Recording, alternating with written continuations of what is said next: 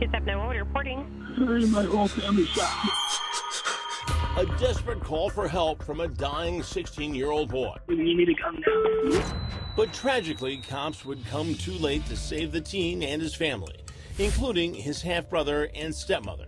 All three shot dead in their own home in Seabeck, Washington. This was not an act of passion. This was methodical.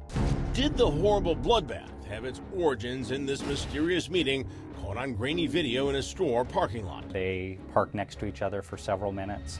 Just days after the killing spree, cops locate the pickup truck seen on tape, burned out and hiding a dead body. Cops wondered, was the man inside who'd been shot the intended target in a shocking quadruple homicide? This is my favorite. Hunter Schaft's final yearbook photo, how his mother Carly prefers to remember her tough teenage son. He let a friend put a pigtail on his hair. What did you think when you saw that? I loved it. Yeah. I absolutely loved it. It's a far cry from the picture in her mind of Hunter's final moments alive. I'm dying. I'm shot right now. My family's dead. The 16-year-old's voice filled with terror as he pleaded for help. Cops releasing the horrifying call, hoping it would spark leads from the public. Who did it? Someone came in. There's someone here with a gun. I don't know if you really need me to come now. How many people? I don't know, bro. Just come, yo. Where are you shot? Come, man. Where are you shot? I'm shot, bro. I don't know where I'm. The 48-second call then comes to an abrupt end. I can't listen to it. I can't hear the distress in my son's voice. Minutes after the call goes dead, cops pull into the driveway. Inside, the bodies of Hunter and half-brother Jonathan and stepmother Crystal. But 2 days later, when the barely recognizable body is found inside the scorched pickup about 15 miles from the home, cops soon identify the victim as Johnny Carriega, the boy's father. They had no idea why someone wanted him and his entire family dead. This is obviously a tragic event that affects not just the family, but it affects the entire community. Desperate to find answers and a killer, cops released this grainy surveillance video. Images of Johnny Carriega in the parking lot of Camp Union grocery store not far from his house. It was 2.5 hours before his family's murder. Lieutenant John Vangeson says Johnny met with someone in an unidentified car. We know that Johnny's truck pulled up next to it and they parked next to each other for several minutes. Store clerks say Johnny was in good spirits that night when he came in to buy cigarettes. After the mysterious meeting, he drives away and is never heard from again. And then this unidentified vehicle pulled out after Johnny had left and pulled into the neighboring church parking lot. 2 days later, Johnny's body was found. Lieutenant Earl Smith believes the husband and father was the killer's intended target that weekend. I think that they probably had more of an interest in Johnny only because he was found at a different location.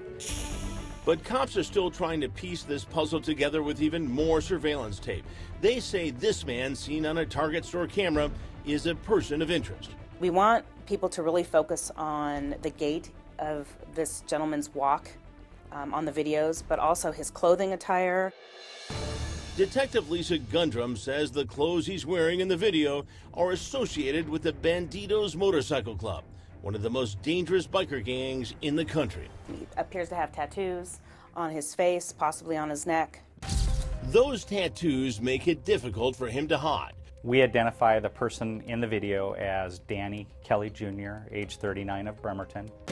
Cops say there is evidence of a connection between Danny Kelly and the Carriega family, but won't say what it is. Detective Gundrum says he's not been cooperative, and they hope naming him publicly will generate new leads.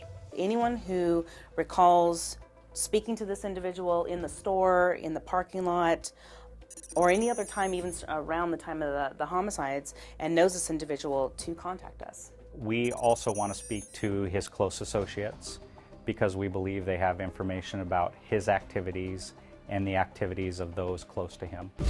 Danny Kelly has not been charged in connection with the case, nor has he been named a suspect.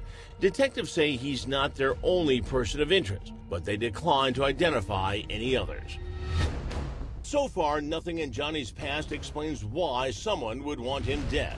Court documents obtained by the Kitsap Sun newspaper show the night his family was killed, cops found about $60,000 in cash in Johnny's bedroom and 33 mature marijuana plants and 10 grow lights in his garage. None of it, however, can be connected to the killing. And if you know information about Johnny, good or bad, we would ask that you call the sheriff's office and talk with us about what you know. Carly Schaap says the plea for help started more than a year ago with her son Hunter. She's hoping his call won't be ignored. My son made a 911 call. I'm begging for his 911 call to be completed by somebody that knows something. Crime Stoppers of Puget Sound is offering a $4,000 reward for information that leads to an arrest and charges in the case. Tips can be made by calling 1-800-222-TIPS, or online you can contact p3tips.com. You can remain anonymous and still collect the reward. I'm Chris Hansen. If you like this story, make sure you tune in every day to Crime Watch Daily. You can find where the show airs in your city at crimewatchdaily.com. Watch it live or record it on your DVR and watch it at night. And to all those criminals out there, remember, we are watching.